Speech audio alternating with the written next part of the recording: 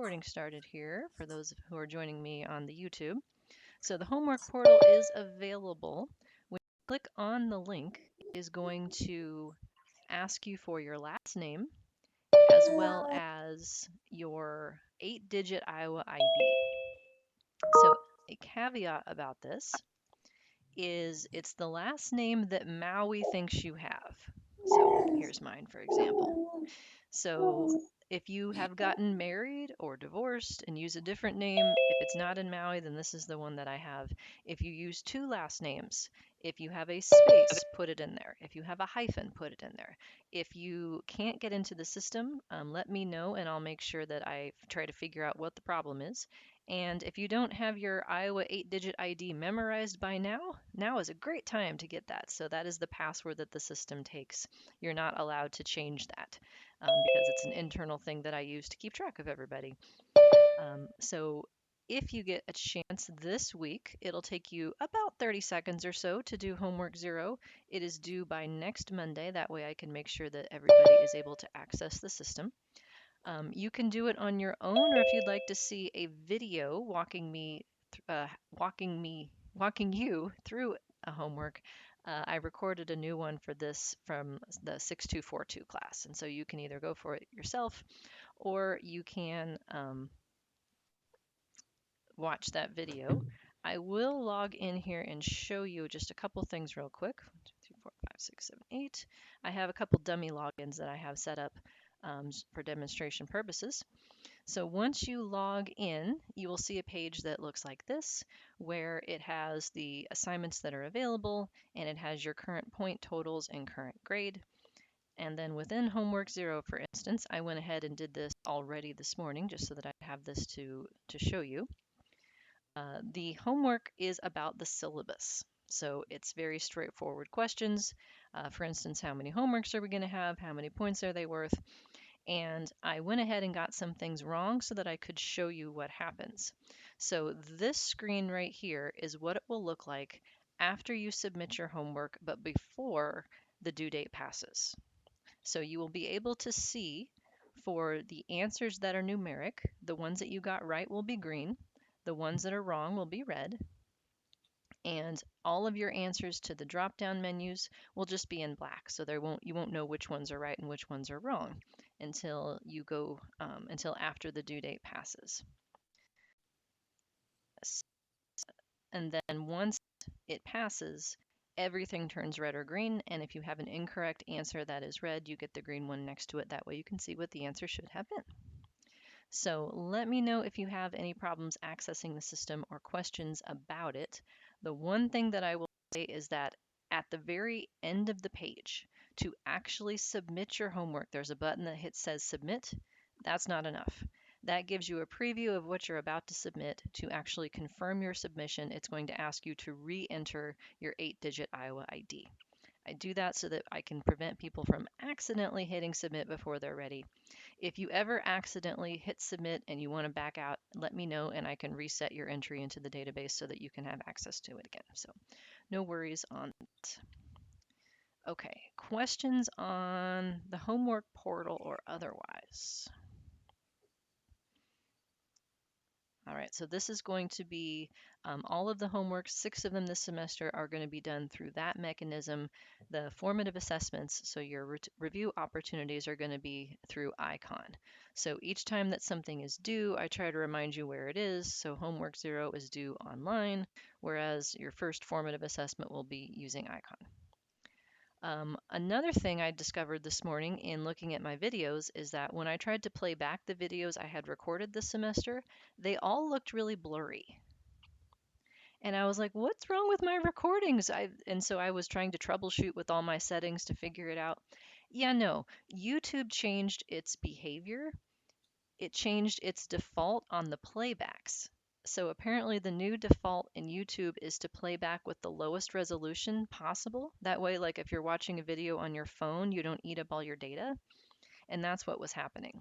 So if you see one of the videos from classes and everything looks really blurry, click on the bottom right corner, there's a quality icon and you can change the resolution of the video and then it magically looks better. So in case that has happened to anyone else, I wanted to point that out to you. The videos should be fine. It's just the resolution they play with depends on your browser and your settings. So, all right. Any questions about anything before we dive back into some stuff? No? We're in good shape?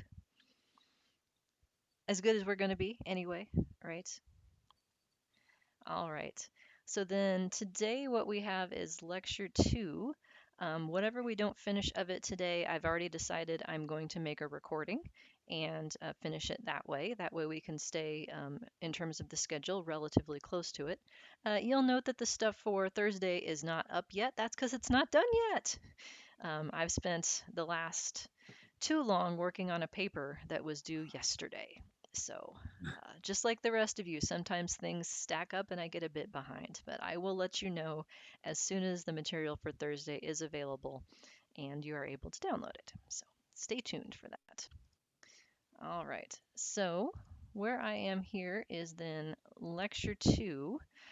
My objective today is to review general concepts that I want you to either have seen or get reviewed that will be taking with us through the longitudinal modeling. So today is really all about just sort of regression, single level model concepts and vocabulary, and trying to describe how things are going to change in terms of the output that you get and why that is.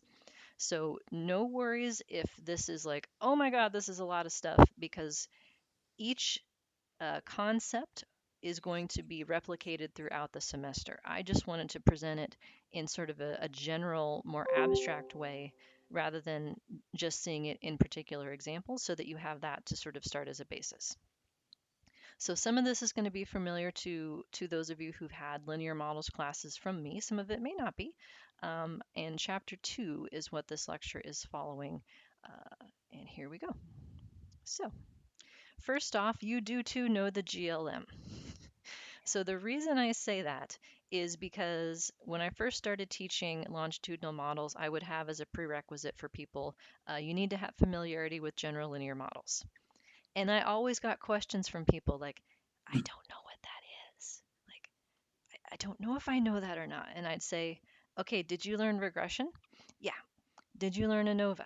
Yeah. Okay, you're fine. That is the general linear model. So I want to make sure first that we're on the same page with respect to terminology. So the general linear model is characterized by different specific names depending on the combination of outcome variable and predictor variables that are in your model. So I teach it as one unified set of models because that's the way that I think about it. But you may have learned it in separate classes even. Some people have to take an ANOVA class and some people have to take a regression class, and they're taught in a compartmentalized way. But the general linear model terms you may be familiar with if you're predicting one outcome variable that is quantitative, and you're using categorical predictors. So predictors that are kinds, grouping variables, qualitative variables, factor variables, those are all synonyms for what categorical means to me. You would have learned that as an analysis of variance. If you had quantitative predictors, where the predictors are numbers, amounts that can be treated as sort of interval measurement, you would have learned that under the heading of regression. And if you had a mix of both, you may have learned that as regression or ANCOVA, which is analysis of covariance. And then if you have multiple outcomes being predicted simultaneously, then you would throw the M in front of each of these words for MANOVA, multivariate ANOVA, multivariate regression, or MANCOVA. In the models that you're going to work with beyond this idea that you have a separate name for each combination of type of predictor is not a thing anymore. That's not a thing at all. All we pay attention to is what kind of outcome you have.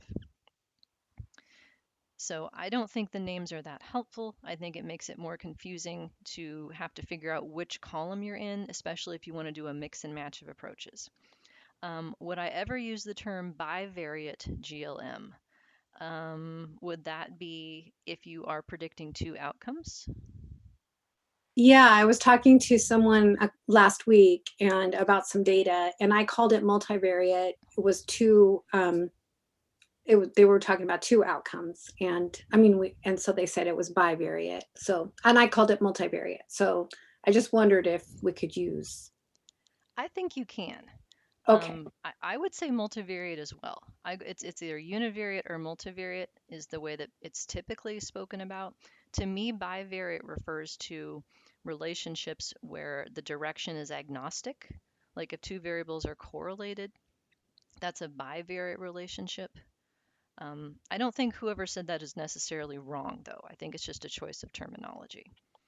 It's curious, though, that there's nothing beyond bi. So, like, you don't hear about trivariate models or quadvariate models. Like, that's not a thing. It's just straight to multi. So, good. Thanks for the question. Yeah, terminology is difficult because a lot of people use the same words to mean different things and different words to mean the same thing. The thing that these models have in common, and why to me they're all one thing, is that they all are for predicting a quantitative outcome that is supposed to have independent residuals that are normally distributed and have constant variance. Like that's the thing that makes all of these the same. And I do want to make the point that when I talk about what has to be normal, it's number one, not the outcome, but the outcome residuals. So the outcome that remains after accounting for your predictors. Another way of saying that is that the outcome is conditionally normal as opposed to marginally normal. But that's the only thing that normal applies to. The predictors don't have to be anything. So this is a common misunderstanding, particularly for textbooks that have chapters on data cleaning or data transformations. Like that is not a good idea because data don't have to be anything, it's residuals. And you don't know what residuals look like until after you fit some kind of model. So just out of the box transformations typically are not going to help you. They may even hurt you, but that's a topic for another day. All right. So in terms of the terminology that we talked about last time, model for the means versus model for the variance, we're bringing that back today. First, a question though. So marginally normal means normal with no predictors. Yes. So like if I just make a histogram of what my outcome variable looks like, that's its marginal distribution. If I were to make a histogram of what the residuals look like, that's the conditional distribution. So it's the part of the outcome that remains. That's where the assumption about the distribution comes in. And in the models that we're going to have, it remains after fixed and random effects in our case. So what about everyone who logs predictors such as income? Do they not need to do that? Not necessarily. There are, if you find that your residuals are, in this case, positively skewed, then logging income is a way to do a quick and dirty version of a log normal residual distribution instead, a generalized model that actually works out to be the same thing in that case. So not necessarily. If the residuals are still not normal, then you would want to pick a different model or change the distribution. But doing it before you look at the relationships with other variables is not necessarily a good idea. The other reason people would log transform something is to create an exponential relationship. So if I log transform a predictor, then I'm not fitting a linear effect of that predictor, I'm predicting an exponential effect. And so that's another reason people do that is to literally change the shape of the line that's being created by the model. Okay, I think I've caught up on the questions in the chat window. Any others right now? Okay, you can change your mind if you want. So we talked about this last time, model for the means versus model for the variance. We're focusing on model for the means today. So fixed effects, their interpretations, and their inference. Model for the variance is what we start on Thursday, and then through the next couple of weeks, we'll be focusing on that. So the terminology then that I'm introducing, I want to make sure that you can apply it to things that you already know. So welcome to your very first model in this class, the empty model. Empty means no predictors. So I'm adding a word to this. It's empty means model because I'm talking about no fixed effects specifically. So this is the simplest model you can ever have. So this is a picture, this histogram on its side of a distribution of an outcome. And let's say that I want to predict this guy down here. I want to predict this person's score. If I don't know anything else about a person, what's my best guess for what their outcome is going to be? Yeah, the mean. Okay, so that's my model at this point. That's what beta 0 becomes. Now, beta 0 has no subscripts, no I. Y sub I is because each person has one I. E sub I is the residual. Each person has one E, and beta 0 does not have an I because everybody gets the same beta 0. It is a fixed effect. It is a constant. So if I fill in the mean for this sample, the red line here, then their predicted value, which would be known as Y hat, is 90. They're off. They are lower than that predicted value by 58, so their E is minus 58. And if we tried to figure out what the E is for every single case in this sample,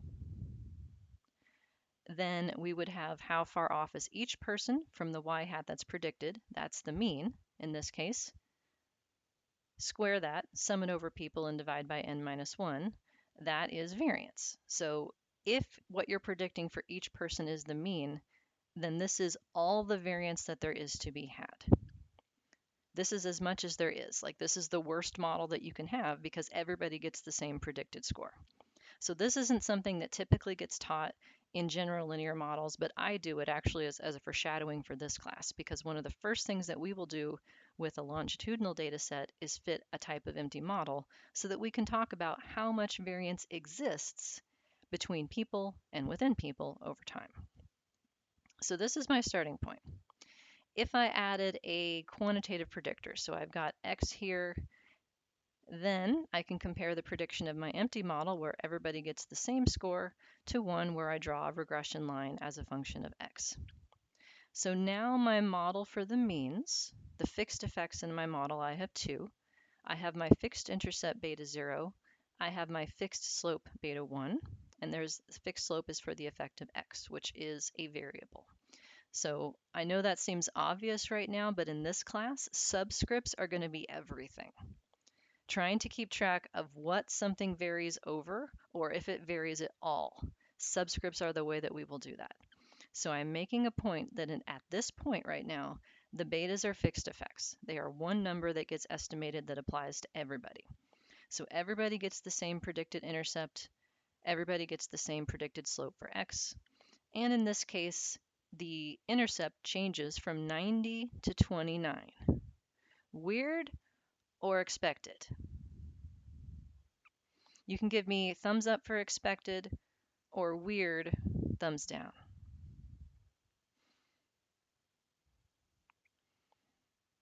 Would you expect the beta 0 to change so much between models? Yeah, thumbs up. In this case, what does the intercept mean has changed.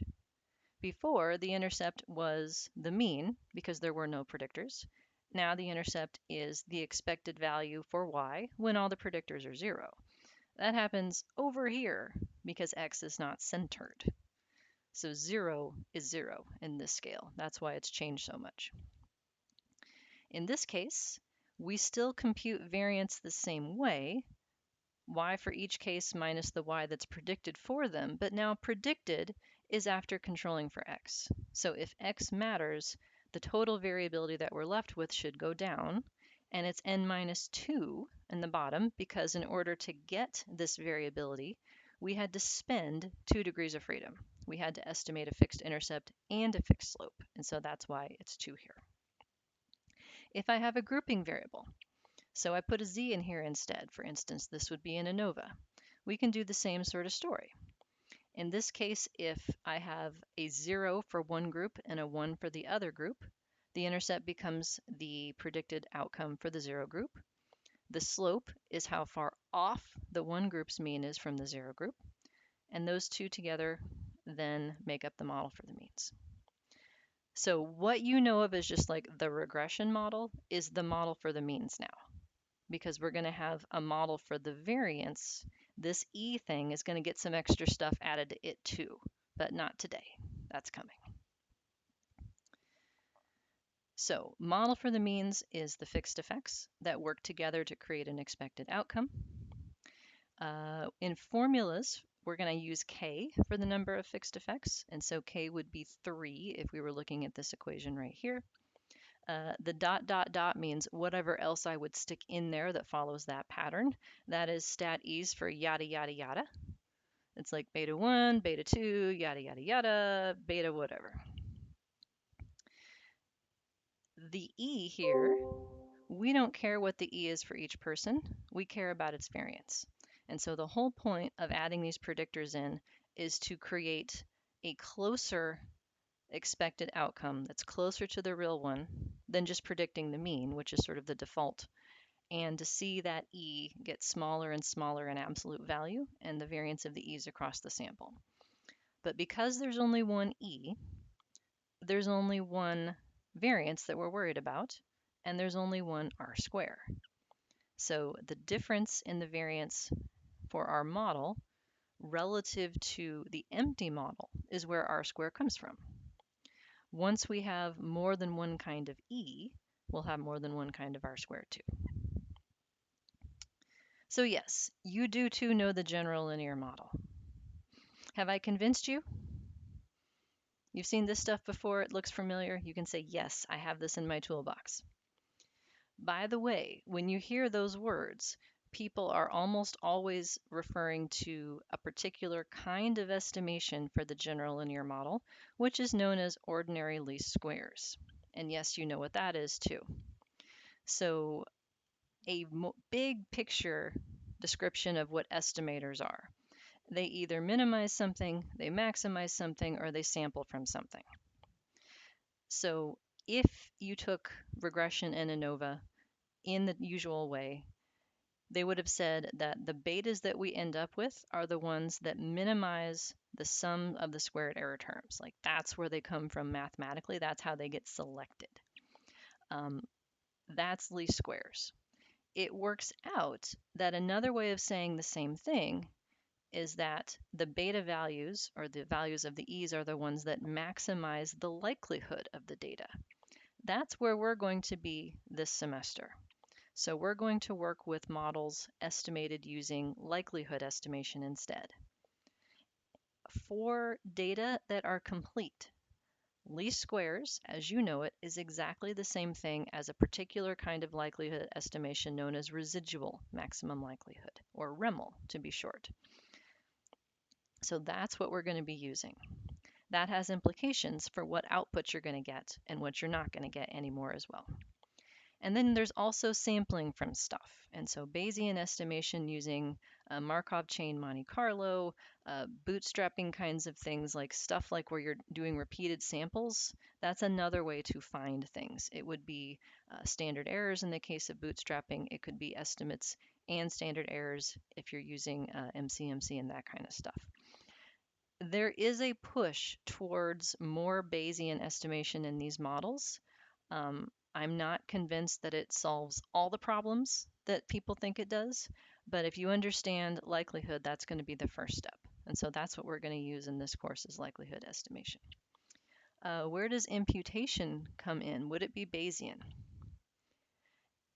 I would say that it falls under that same category. So imputation is the idea of literally filling in missing data, but in order to do it in not a cheating kind of way, you have to fill in an error term to go with the predicted value for the missing data, and you do it repeatedly and aggregate over the results. So from that perspective, it's sort of in the third category, although to me it's a little bit different. Turns out you don't really need multiple imputation if you have maximum likelihood in a lot of cases. So we'll talk more about that later on. So ordinary least squares estimation means you're used to seeing an output chart that looks something like this. Sums of squares, degrees of freedom, mean squares, all of that is a means to an end to get some kind of F value, to get some sort of test as to how much of the information in your outcome has been explained by the model relative to what is left over. So we have, for instance, sums of squares due to the model, which is how much information have you introduced, like in terms of the predicted outcome relative to just giving everybody the mean. And we evaluate that based on how many predictors it took, how many slopes. Residual is how much information is left over. and we evaluate that relative to how many slopes you could still add. And so this mean square model over mean square residual gives us our friend f, there it is, which tells us whether or not our model is significant, whether or not the outcome that is predicted by the model is correlated with the real one, and all of this stuff is now gone. So there is no more sums of squares, there's no more mean squares. You'll get f a different way, and that means there's no more r square either. So how to compute an r square is actually a source of debate because there's more than one way to do it and more than one potential r square that's interested. So even though this is the way that you're used to seeing it, we will talk about the same ideas, just not going through the path of least squares to get there. So all that stuff is gone. You're not going to see it in your output anymore. Instead of looking for the term that says mean square error, you will literally get a line that says residual variance instead. It's the same idea, just with a different labeling convention. So it turns out that those formulas only work, are suitable in a very limited cases. So only when you have that assumption of normally distributed independent residuals with constant variance. For anything else, they're not going to work. And that includes multivariate data. If you have more than one observation per person, in order to use those formulas, everybody has to have complete data. So least squares stops being useful real quick. It's not useful if the outcome is conditionally not normal, and it's not as useful if there's more than one observation per person. So we're not going to have it anymore. What we're going to do instead is maximum likelihood. And I want you to be aware, we will talk more about this in the semester, but just as a starting point, that maximum likelihood estimation comes in what I will say is two flavors.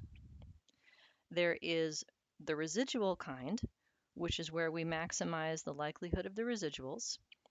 That is the same thing as ordinary least squares if you have complete data. Maximum likelihood, which you may have heard of though, is when you're maximizing the likelihood of the whole data, not just the residuals. And if you've taken structural equation modeling, if you've taken item response theory, that is regular flavor maximum likelihood. Likewise, if you've taken generalized linear models, logistic regressions, and things like that, that's estimated using regular flavor maximum likelihood. We're going to stick to the one that's in the top because it works better in smaller samples. It's the default method of estimation for multi-level models in all the different packages. And conceptually, the difference between these two things can be summarized by the difference between the formula for variance in the population versus the sample. If it's in the sample, we have to somehow take into account the number of fixed effects that it took to get to that variance, but in the population, we don't. And so what ends up happening is that the variances that come out of residual maximum likelihood are unbiased, whereas the ones that come out of regular flavor maximum likelihood are too small. So that's why that's not a default in these sorts of models. If you have enough people, enough level 2 units, the difference is very small. But I just want you to be aware that there's these two different kinds, and we'll talk more about this across the semester. I also want you to be aware that they are both full information methods. So this is another source of confusion in people talking about these things. Some people will say it's maximum likelihood, and some people will say it's full information maximum likelihood, or they'll call it FIML. So in terms of saying these things, it's REML or EML, which is funny because if it's not in the context of REML or EML, it's ML. So EML or ML is the same thing as FIML, which means full information. REML is also a full information estimator. It uses all of the original data. That's what full information means. But for whatever reason, FREML is not a thing. But it should be. That's what it should be called, is FREML. So I'm going to try and make that happen. Like Gretchen trying to make fetch happen. I'm going to make FREML happen. So you heard it here first. So this is going to be our world here. So when people talk about like ANOVA being bad for longitudinal data, like you shouldn't use repeated measures ANOVA, you should do a mixed model instead. What they're talking about is least squares being bad for longitudinal data. The very first models that we're going to look at on Thursday are ANOVA models. Because of least squares, you have two choices in how you can handle repeated measures data, but the use of likelihood allows you more choices. So there's nothing wrong with ANOVA if it fits. The problems come in because it requires complete data and because it only has those two options. So that's what we're going to have on Thursday. So all of them use the full original data. Yes, full information methods use the original data as opposed to a summary of the data. So methods that use a summary are known as limited information methods. That distinction only really matters in outcomes that are not normal, like in categorical data. So if you remember in SEM, there's WLSMV versus ML. That's limited versus full information.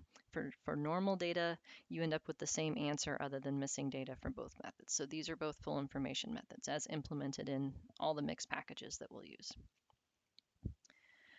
So OLS is gone.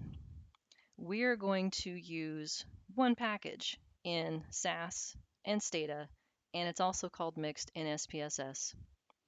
And that actually does all of the general linear models and all the stuff that we're going to do. So why would we do it this way? We're going to have the same conveniences. So we will be able to do the same sorts of things that we could do in general linear models for other kinds of data. So generate f-tests, generate linear combinations of parameters, all that kind of stuff. But this works for all different kinds of multi-level data, and there's non-normal outcomes have a very similar routine, GLIMIX in SAS and several in Stata. So there's a lot that's going to be the same as what you already know with respect to the fixed effects. It's just going to look a little bit different because the answers are coming about it from a different way. Does that make sense? Like no more sums of squares. But we'll still have slopes, we'll still have standard errors, we'll still have t-values, p-values, and all the stuff that you know how to work with. So what is not new? General linear models with fixed effects is sort of a baseline that we're going to be adding to in this class, but we're going to do it with a different method of estimation. So I wanted to make sure that we're comfortable with the idea of fixed effects and all the stuff that goes into interpreting them correctly before we add on extra complexity of extra terms in the model for the variance. So focusing just on the model for the means for today. Okay, I'm going to pause, reload, ask for questions. How we doing?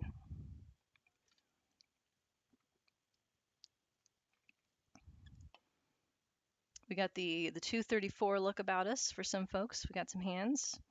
Doing okay? All right.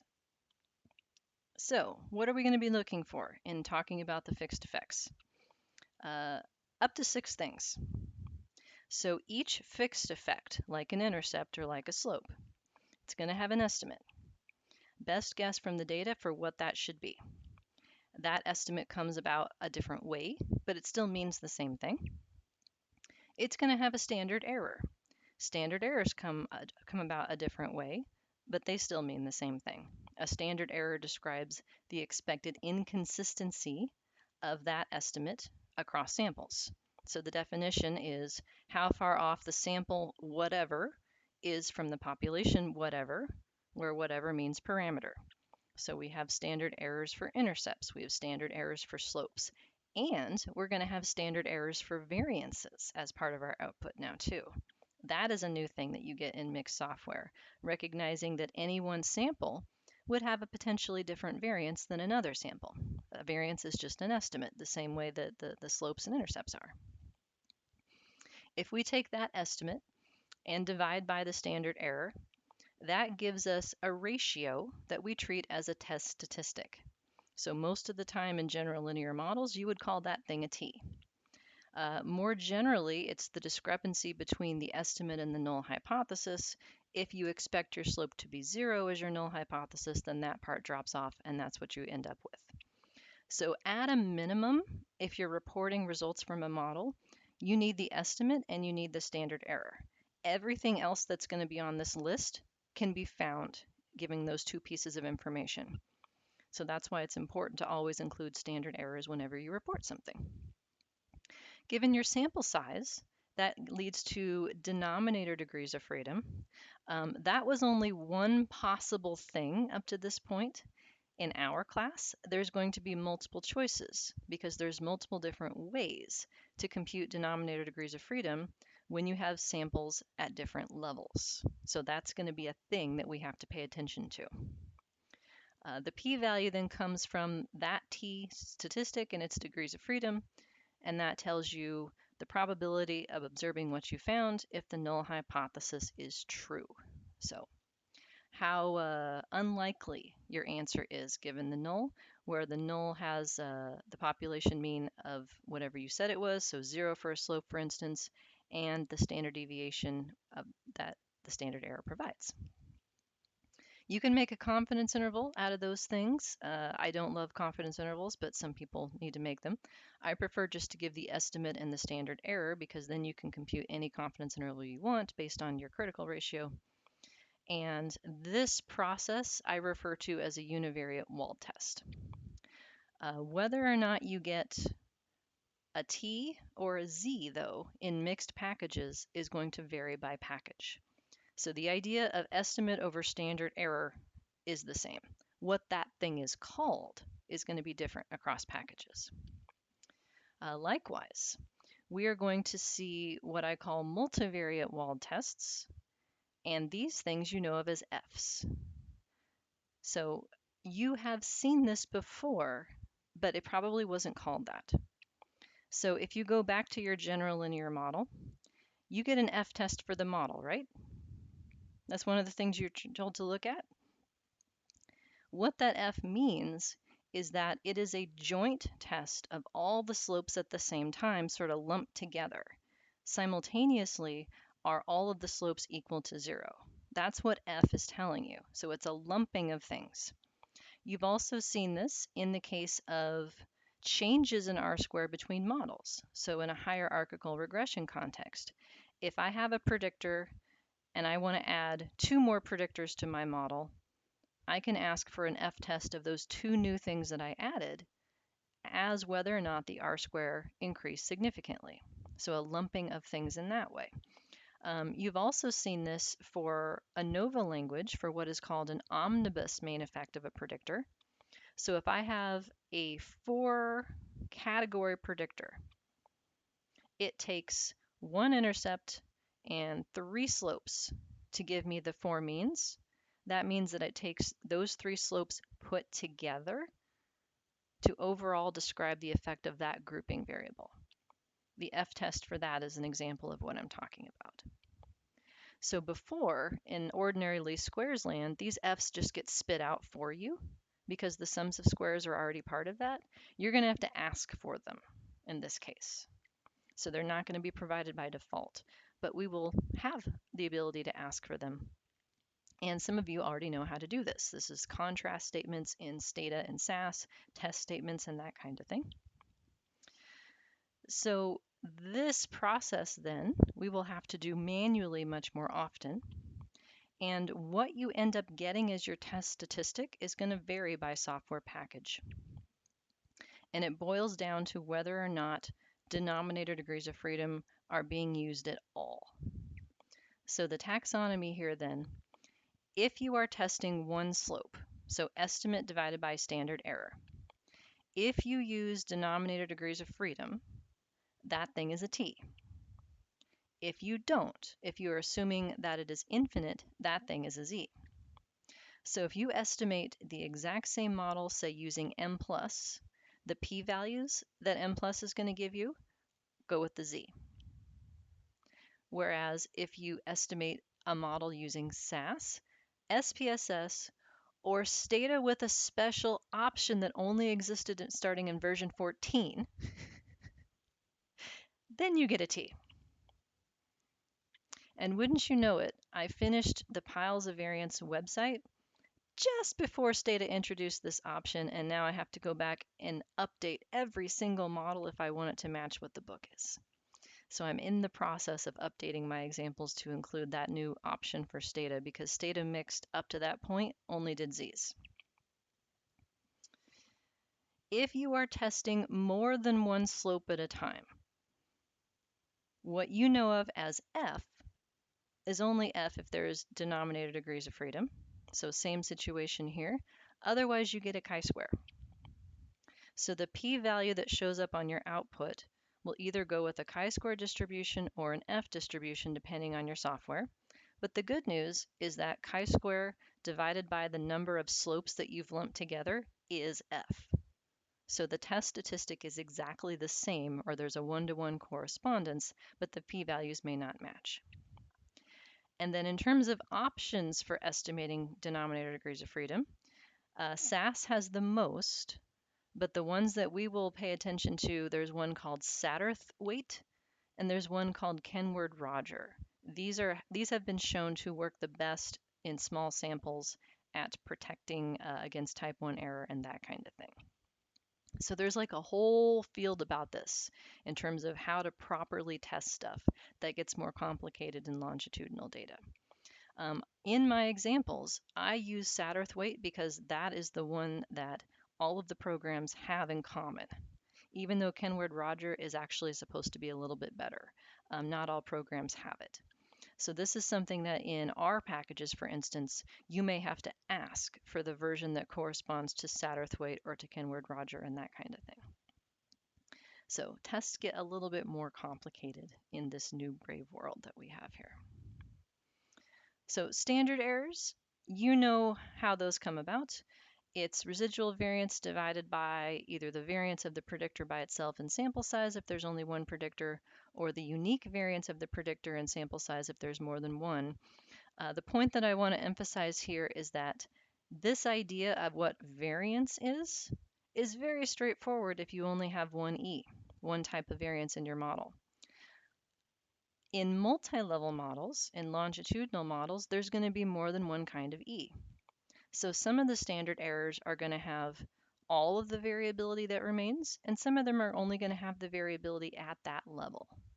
So that's why just pretending that you have single level data is going to give you the wrong standard errors, because it's this numerator that gets customized in what we're going to do, as well as the sample size. Are you talking level 1 sample size, which would be the total number of observations? Or are you talking level 2 sample size, which would be the number of people? So the logic behind trying to figure out all the sources of variance that we have and what levels they go at is to make sure that this is using the right information in here. Standard errors are a byproduct of the likelihood estimation process. They fall out as something related to the second derivatives. So the way that they're found is different, but what they mean is conceptually the same thing. So the first example that we'll do on Thursday is designed to illustrate this idea in more detail. What happens if you ignore dependency, if you ignore the fact that you have multiple occasions from the same person? We'll see that happen in real data, or real fake data, I should say. All right, switching gears for a second, let me pause, ask how we doing. If your standard errors are wrong, we have a question. Thank you for the thumbs. Does that mean that your significance would be altered? Yep. Yeah, because if you go back to this, estimate over standard error gets you your test statistic, which gets you your p-value. So if the standard errors are screwed up, your test statistic is screwed up, your p-value is screwed up.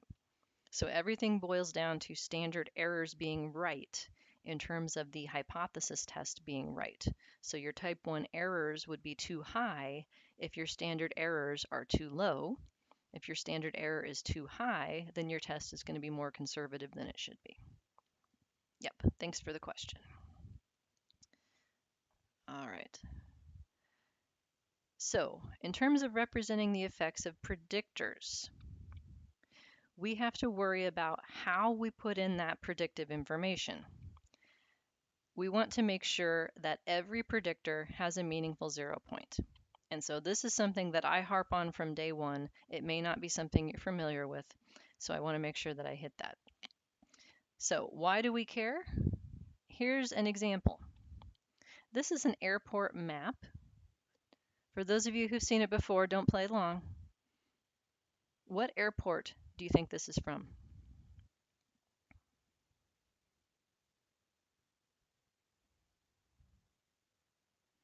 Any guesses? It's a major airport. It's one that I know well when I used to have to travel back and forth to Georgia to see my now husband. Yes, Molly, this is Atlanta's Terminal B. So why am I showing you a picture of an airport? Because this is the best way that I can think of to illustrate why we need centering. If I roll into Terminal B, I've got 45 minutes until my next plane takes off. I got to get dinner. I look at the map to find the nearest fast food. What do I need to know to be able to use this map? What's the most important thing on the map? Where you are. Yes, the star, the you are here sign. Because if I don't know where I am on the map, I don't know if I need to go up, down, left, right, or what have you. So I got to know where I am so that I can know where I can go. That's the way that I think of the model intercept. It is the you are here sign of your data. And so that's your reference point to describe what happens as a function of the predictors. So we use this language to interpret slopes that like this is the effect of y on y as x increases by 1 or as z increases by 1. But relative to what? So if I have a you are here sign, I want it to be usually somewhere in the middle of the data so I can conceptualize what happens as x goes up or as x goes down. But it doesn't make sense to think about what happens as x goes down if my you are here sign is already over here. I can only go up and stay within my data set. So my rule is every predictor needs to have 0 means something. At least, I should say, it could be the minimum of the predictor variable. Usually somewhere in the middle works a little bit better, but there is no wrong way to center, only ways that are weird. If you pick the mean to center with, or if you pick a different value, those are equally correct because they're just different definitions of where the star is and everything else aligns itself relative to that. But you can end up with some weird stuff if you don't center or pay attention to this. So for instance, centering is defined as subtracting a constant to change the mean of the predictor variable. So you may know this as mean centering or grand mean centering is if you pick the sample mean as what you're predicting, as what you're centering around. So I'm making a new variable that I'm calling xm by subtracting the sample mean from each case. So I make a new column, that column goes into my data and into my model. You could also pick just a meaningful constant. It doesn't have to be the mean. But if I don't center, here's an example of what can happen. So this is actually from 6242. Those of you who are with me will remember this. I am predicting income in thousands of dollars using years of education. In theory, the more educated you are, the more money you make, right? That's got to be part of the reason why you're here. A love of science and learning, and also, roof over my head and toilet paper that I don't have to put on my charge card and things like that, right? That's the end goal. So more education, more money. So we hope. So if I fit a regression model to this is actual data from the General Social Survey predicting education income from education. This is the solution that SAS spits back at me. The fixed intercept is minus 7.89 and the fixed slope is 1.8. So my intercept is right here. That is the predicted income in thousands of dollars for somebody with 0 years of education. They're predicted to owe $7,800 a year. That's what the model says. It's not wrong, but it's weird. And it's all fine and good in general linear models to have it be weird and go about your business, but this can actually break your model in longitudinal data. Because in our models, not only are we going to have a point estimate for this fixed intercept, we're going to estimate a variance around it. So what would the variability across people be at that point is one of the things that we have to find. And I have seen it literally result in non-convergence. The model just throws up and won't give you the answers because it can't find a variance at that point. So as an example of this, I have worked with a lot of data from older adult samples. So people who are like 80 to 100, right? That's my group. And I've seen people put in age as a predictor of the model and leave it uncentered. So that means that they are trying to predict the expected outcome for a newborn using a sample of 80 to 100-year-olds. Well, there's nothing wrong with that. You can follow the line as far as it takes to get to the newborn. But here's where the problem comes in. They then have to estimate a variance around that point. And it turns out to be hard to anticipate individual differences in newborn ability using a sample of older adults. They literally can't do it. It just threw up and wouldn't give the output. So we have to make sure that 0 means something that's within the scale of the data or very close to it for this to work. So if I switch out what X means in this model and I put in education, let's say I center it at 12 because 12 is a nice convenient reference point for what the intercept could mean. The line is the same. The intercept has changed. So the "you are here" sign has moved over to be the middle of the data. Now somebody with a high school education has an expected income of $14,000 a year, and the slope of the line and the standard error and the p-value is going to be exactly the same across models. So centering, if your predictors only have main effects, like in this case, just moves the intercept, but we have to make sure that we do it. If you want a different intercept, no problem. I will show you ways of asking for what the predicted outcome would be at any point on the combination of predictors beyond just the intercept as you've defined it. That is not a problem. The statements can be a little pernickety. Is that the word I want? Persnickety? Persnickety? There we go. A little tough to work with, but it's okay. We will learn. We'll get through it. Grouping variables. How we make 0 mean something for a grouping variable is going to control a lot of what the code looks like and what things are given to you by default. So I'm talking about the difference between manually setting up grouping variables versus letting the program do it. So if I have, say, a 4-category group, I need to create 3 contrasts to denote one group versus each of the others. And I can do that manually, put them all in the model, or I can let the program do it. So in 6242, I deliberately do not show the second one, even though it saves time. And I know you guys are like, hey, you made us do extra work for no reason. That is not cool, Lisa. Yes, you are correct. That is not cool. However, it is so much harder to screw that up than when you let the program do it and you don't know what it's doing, because the numbers just pop out and you're like, and I didn't want you to have that experience of, So what I'm talking about here, if I have, say, a 4-group variable, let's say that I have a control group and I have 3 kinds of treatment. I want to put in that grouping variable as a predictor in the model. I can do that myself. I have to choose one of the groups to be my 0. Let's say that's the control group. And I would create 3 new variables where everybody gets a 0 if you're in the control group across the 3. That's how I know what my reference is. And then treatment 1 gets a 1 in D1, treatment 2 gets a 1 in D2, and treatment 3 gets a 1 in D3. So you can think of these new variables as like switches. They only turn on if you're talking about that treatment group that you want to have a mean for or a mean difference for. So if I put these 3 together in my model, they all have to be in there, otherwise this whole thing doesn't work like it's supposed to. Then here is how the model tells me what the predicted outcome is supposed to be for each group. It's directly given by the intercept for the first group, for the control, the one that's zeroed out, and it's a linear combination of the intercept plus one of the slopes for each of the others.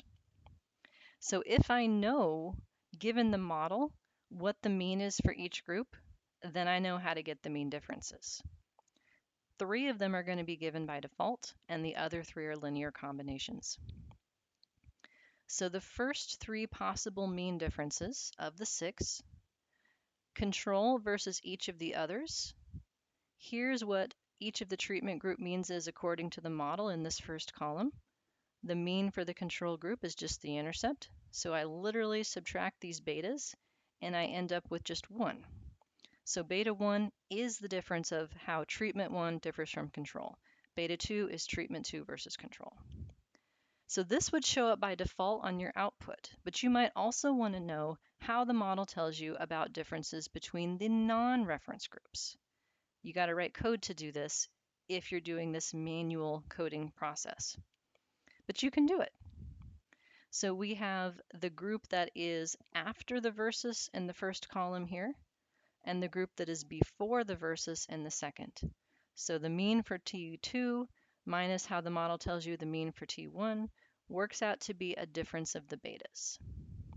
So this is the kind of thing that we will practice throughout the semester, how to get extra model predicted information using linear combinations of the betas, because it's all in there. The 3 slopes that you put in give you 4 means and 6 mean differences. So we did examples with this before, and I didn't show you that all of this could have been done much more simply by the program. So instead of going through that somewhat laborious coding process, you can say, no. Okay, SAS, you handle this. I'm going to tell the program that my for group variable is a group variable and let it make the contrasts for me.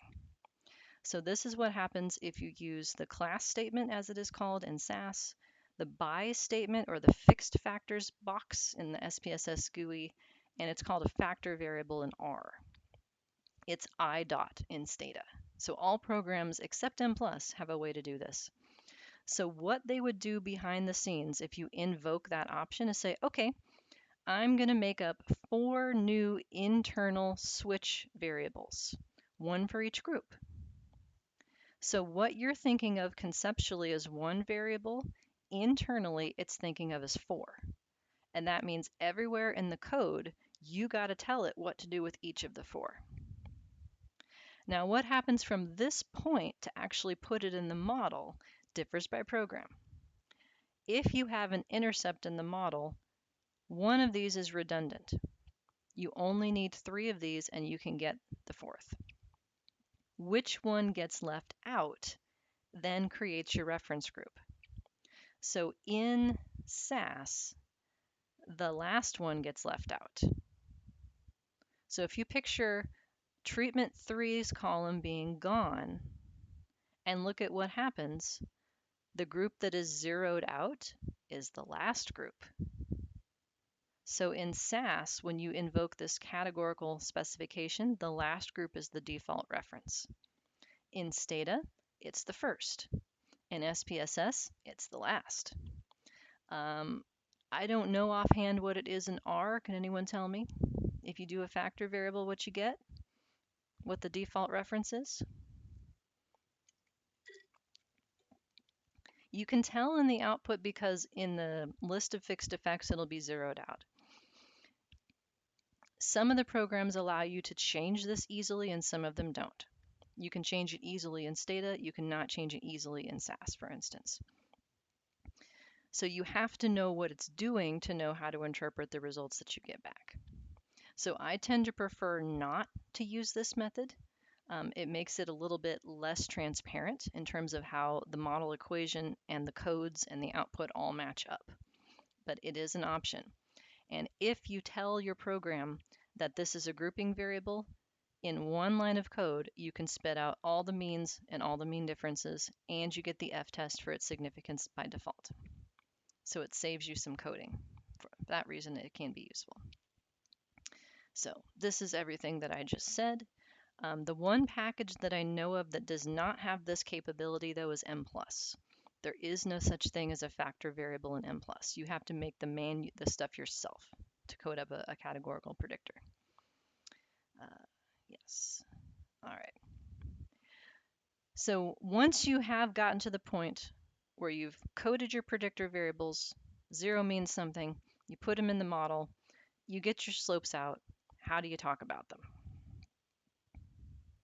Here's a taxonomy that I think might help that conversation. My animation is going slow. Okay, there we go. So hierarchical vocabulary lesson here. Fixed effects is a hierarchical term of which intercepts and slopes are two specific kinds. The same is true for random effects, but we're not talking about them yet. They can be intercepts and slopes also. So an intercept always has the same meaning. It's the expected value of y when the predictors are 0. A slope is always the change in y for a 1-unit change in x. But what that means conceptually depends on the context of the model and all the other slopes that are operating at the same time.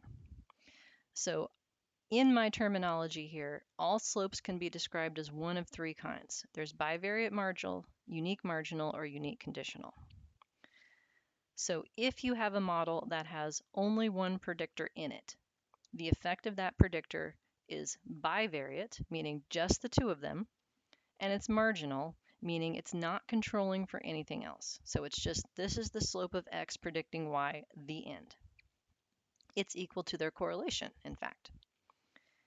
If you have more than one slope, then the way that you talk about each one has to change because it's the effect of x after controlling for all the other predictors. It's the unique effect of x. It's what x has in predicting y that none of the other predictors have. So it changes what it means because you can have a slope become non-significant, not because it's not related to the outcome, but because it's not related anymore after the other predictors have had their say. Because each predictor only gets credit for its own unique contribution. Anything that they have in common goes to the overall model R-square, but they don't get credit for it. The last one then has to do with whether or not interactions are in the model. So if a predictor is not part of an interaction, then its slope is marginal. It's for everybody. Like the same coefficient of 2 applies to all the cases. If a predictor is part of an interaction, its slope is conditional on the 0 value of the predictors. So knowing who a slope applies to can be a little bit tricky. And this is something that is tricky enough in general linear models. It gets even trickier in longitudinal models because you have levels of analysis to pay attention to at the same time. So what more than 1 unit, like a 1-unit change means, is something different at each level in addition to this stuff. So for example, if I have a model that looks like this, and I want to talk about what W means as the variable predictor here, I would say that beta 1 describes its bivariate marginal effect. Just the 2 of them, not controlling for anything else. Beta 1 is the slope of W for everybody. Can you talk more about what you just said when it makes sense to have more than one interaction term in the same model? Yes. Give me 2 slides. I've got an example coming because I knew that question was going to come up. So this one's easy. This is what people would call simple linear regression. If I have a model that looks like this, I've got a slope for W, a slope for X, and a slope for Z. So in my terminology, I would call these main effects, meaning they're marginal. And each of these is interpreted the same way. It is the effect of the predictor after controlling for all the other predictors, and it's the effect for everybody. So beta 1 describes the change in y for a 1-unit change in W for everybody. It's after controlling for the effects of these other variables, but it's for everybody. So this is the idea of unique but marginal. In an interaction model, so now I've added beta 4 out here that has X and Z. Because W is not part of the interaction, its story is the same. It's the effect of W controlling for everything else for everybody. The story changes though for what x and z mean here. Beta 2, which is the slope for x, is unique conditional, meaning that it is the change in y for a 1 unit change in x after controlling for all the other stuff, specifically when z is 0. Because this last interaction term only drops out with respect to x if z is 0, and this would be the only part that controls the effect of x. So this beta 2 is a very specific interpretation. This is the difference as a function of x, specifically in people with z of 0. The terminology that people use, this is a simple main effect or a simple slope. Simple means conditional, not like it's easy, but that it's specific. So I try to use the words conditional rather than simple. Beta 3 is exactly the same in reverse. Given the interaction term, beta 3 describes the effect of z specifically when x is 0. And beta 4 is marginal because there's no other terms in this model that have both x and z. So this type of logic of what these things mean lends itself to, okay, so if that's just for this group, then what would it be for something else? And linear combinations of the fixed effects are what you would use to get the predicted slope for any level of the other predictors. We will do this a lot in the longitudinal models. Everything with predictors is going to become some kind of interaction. That's what it ends up being. So interactions are a big deal in the world of longitudinal. So this is what it would look like if you just had one interaction term. Let me see here. To know how to talk about what the betas, this interaction term does. So what to do with that beta 4 to put it in a sentence. A lot of people want to talk about beta 4 is the effect when x and z increase. That is not correct. It's not specific enough. So I want to teach you how to do this. Rather than talking about what the interaction slope does to y, we talk about what it does to the main effect slopes. That's the way that we talk about it. Beta 4 is going to take the effect of x and change it as a function of z. Beta 4 is also going to take the effect of z and change it as a function of x. So the beta interaction terms operate on the slopes, which then operate on the intercept. So we can talk about it either way. The term is moderation. One of these is thought of typically as the moderator and the other is the slope.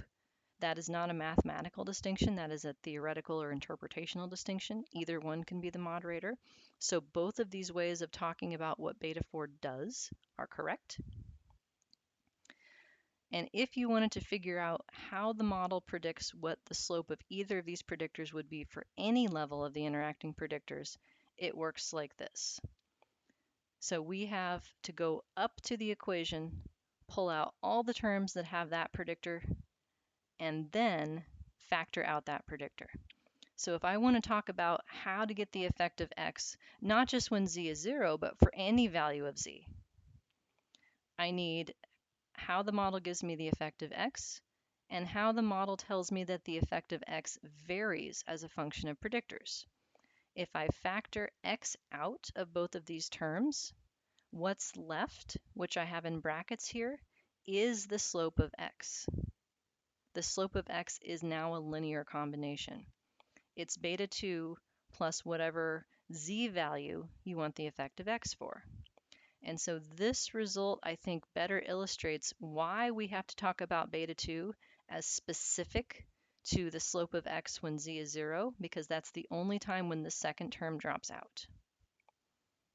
Otherwise, if we want to talk about the effect of x, we have to know what z is, because the effect of x depends on z. Same is true in reverse. To talk about what the effect of z is, it depends on x. Beta 3 is only the slope of z if x drops out when it's 0. And we will learn how to get these. So every software package has the ability to do this. In SAS, it's called estimate statements. In Stata, it's called LINCOM. In SPSS, it's called test statements. GLM and SPSS does not have them, which is why I can't teach in that package. And in R, I've learned it's called GLHT for General Linear Hypothesis Test. So we will get examples of how to ask for simple slopes as a function of the predictors throughout the semester. Fun stuff, huh? The reason that I emphasize this is because it's really easy to come to the wrong conclusion about what a variable means. So like if I fit a model that looks like this and beta 0 came up non-significant, not different than 0, x doesn't matter, right? That would be the natural conclusion to come to. Oh, well, the slope doesn't matter, so x doesn't matter. No, at z equals 0, x doesn't matter. But the model says x matters differently for different people.